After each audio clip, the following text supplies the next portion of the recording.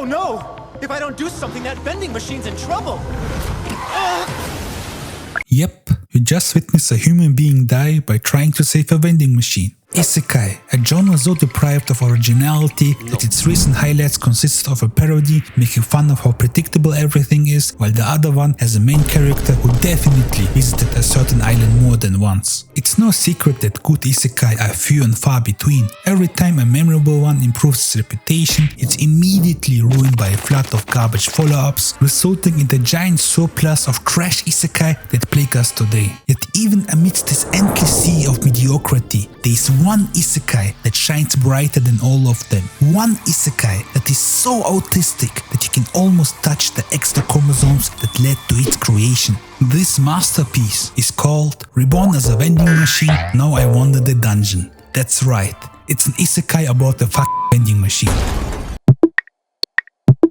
Imagine the horror when you die and wake up as a vending machine in an unknown world, away from all of your friends and loved ones, unable to use most of your familiar senses, while your soul is trapped inside a cold metal box. Sounds like agony, right? Well, not for the main character Boxer, because not only is he on the spectrum, there's nothing more Boxer loves than vending machines. But Boxer isn't reborn just as a regular vending machine, he's an isekai vending machine, which means he can get stronger and unlock many different cool skills, like changing the snacks inside him, heating up frozen food, keeping the drinks cold, adjusting the prices. Wait, aren't those just regular vending machine functions? This sounds kinda boring. And this is precisely what a mouth breather after a lobotomy would say. You see, Boxer doesn't need food or shelter to stay alive. What he does need is a constant flow of points, which he gets through selling his goods. Which means if he can't manage to sell his items, he's going to die. So when you witness a situation like this, I'm feeling kind of thirsty, but I'm getting tired of this election. you don't go, okay. Instead you go, oh shit, oh shit, oh shit. Boxer is in a tight spot right now. If he doesn't act fast, he's going to lose his loyal customers and die. Wait, something is happening. What is that? Is that Japanese canned stew? But they can't read Japanese. How will they figure out how to open it? Huh? The instructions have pictures on them, but what if they don't like it? What? This is amazing! It might be my new favorite! That was a close call, but I must admit, even being blessed with such intense and immersive storytelling sadly would not be enough for today's short attention span. So the writers added another element to make this anime more exciting: transformations. But none of this boring cookie cutter crap like on Dragon Ball. I mean, look at this. Really? Piccolo is orange now? Not only is this lazy, it's also racist to change his skin tone, since we all know that Piccolo is a brother. Fortunately for us, Reborn as a Vending Machine doesn't need to resort to that. Instead, it oozes with originality. With enough points, Boxer can transform into any vending machine of your desire. You fled into the wilderness to escape the inevitable AI takeover, but suddenly you need to take a dump? No worries, there is a vending machine for that. You haven't brushed your teeth in years due to cultural reasons? Then how about a mint from a Mentos vending machine? It's 2 o'clock at night and your Discord kitten finally invites you over and you want to surprise her with a gift. Don't worry, the flower vending machine got you covered. You are visiting China and have the privilege of acquiring lung cancer, but dying in your 20s is kinda mid? Then save yourself with a buzzing oxygen vending machine. You are a cancelled Minecraft YouTuber and lost your ability to attract easy prey? Then a balloon vending machine might be just a solution for you. And the coolest part is that all of those vending machines actually exist in the real world, which is why Reborn as a Vending Machine has a certain charm to it. You are subconsciously learning about something super obscure that you didn't know had so much variety and depth to it. Like in episode 6, when Boxer transforms into a dry ice vending machine. You look at it and think to yourself, obviously dry ice can be produced, but a dry ice vending machine? So you Google it, and lo and behold, there it is, standing in Japan for the common folk to prevent ice cream from melting on your way home. Realizing that Japan is already living in the year 3000 and our vending machines struggle not to scam us. Yeah, that's cool and all, but where is the action? Where are the battles? Where are the giant boss fights? Where are the platonic sibling relationships like in all the other isekai? No worries, this anime got you back on that too. Okay, not on this part, but it's packed with plenty of action, just not the way you would imagine it. Except for one special shield ability, Boxer can still only transform into regular vending machines. So to compensate for his lack of offensive skills, he has to channel his autism and fully utilize his vending machine knowledge. Let me give you just a taste what I mean by that. In one of the missions, Boxer and his companions encounter a dangerous dungeon boss, which wounded his friends, so Boxer stays behind to help them escape. To draw its attention, he transforms into Nikado Avocado, which is the largest vending machine known to mankind.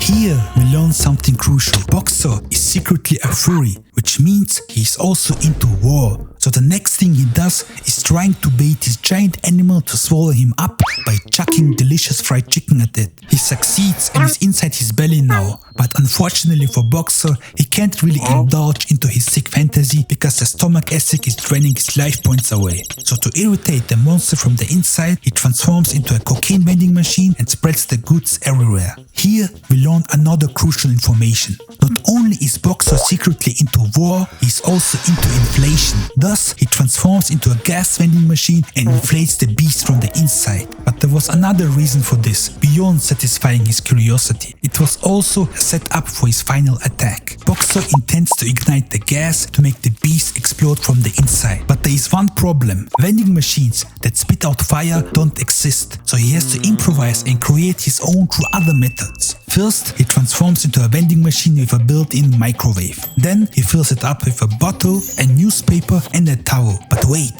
the bottle is not a regular plastic bottle, it's a metal one. Everyone who grew up with a strict mother knows what you shouldn't do next. Boxer commits the sin of all sins and heats up the microwave with the metal still inside of it, triggering sparks which ignite the newspaper along with the towel. All that remains now is to witness true cinema.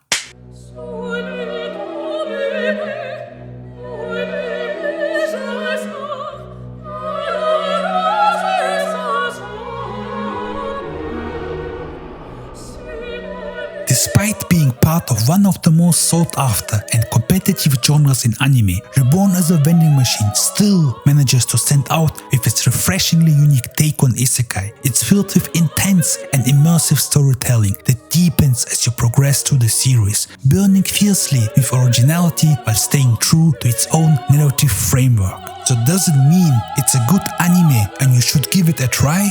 Oh hell nah! I have a confession, I lied to you. Well, kinda. While it is true that this anime is unique, I mean come on, it's an isekai about a vending machine. What is not true on the other hand is that it's in any shape or form exciting. Finishing this anime was harder for me than for Jujutsu Kaisen fans trying not to spoil everyone. And the reason for that was not that Reborn as a Vending Machine is a trash anime. I can handle that. Watching a terrible anime can be just as fun as watching an exceptional one. Why are you so crying? Because his pajamas are gay. The real problem was that it falls into this weird middle ground where it's neither exceptional nor terrible. It's just average. And average means boring. I was begging on my knees while watching it. I don't care what it is, but please give me something that will make me feel anything besides boredom. Like, how do you manage not to leave an impression with such a bizarre premise? Okay, I must admit, there was this one scene that did leave an impression on me that I kinda wish it didn't.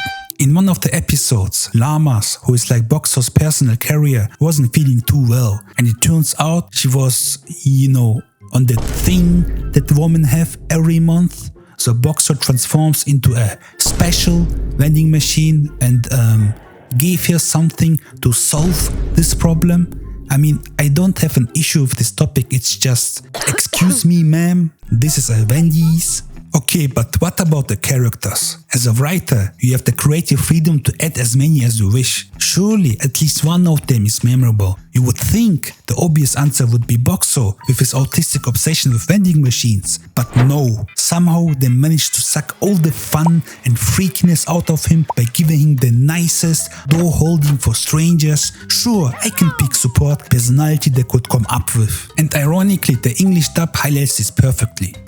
The trash cleans itself up. I've got to be the most advanced vending machine in this other world. He sounds like someone who would offer you the last pizza slice, which can work in other anime but not in an isekai that is already struggling to keep you engaged. Alright, what else do we got here? A blonde bimbo with 2 giant personalities, her opposite a flat-chested scientist for the people who are really into wood planks, then we got a literal bear, some more furries, a budget eins, a redditor, a tavern lady, another tavern lady but younger, some random old man. Okay, this is boring, but look, while I was trying to refresh my memory, I stumbled upon this website which provides a detailed overview of all the characters. While doing that, a certain gentleman kept appearing in the comments. He first caught my attention after I noticed that he was the only one who gave an intelligent input on Boxer's character. Then I noticed this series of comments, and I was like,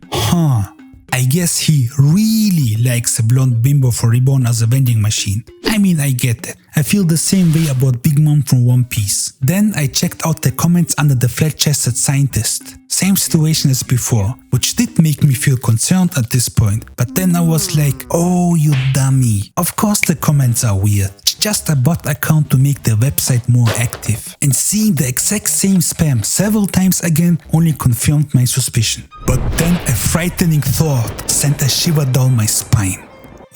What if this is a real person after all, and this is just the tip of the iceberg? Oh god, no. Please, no. What have you done?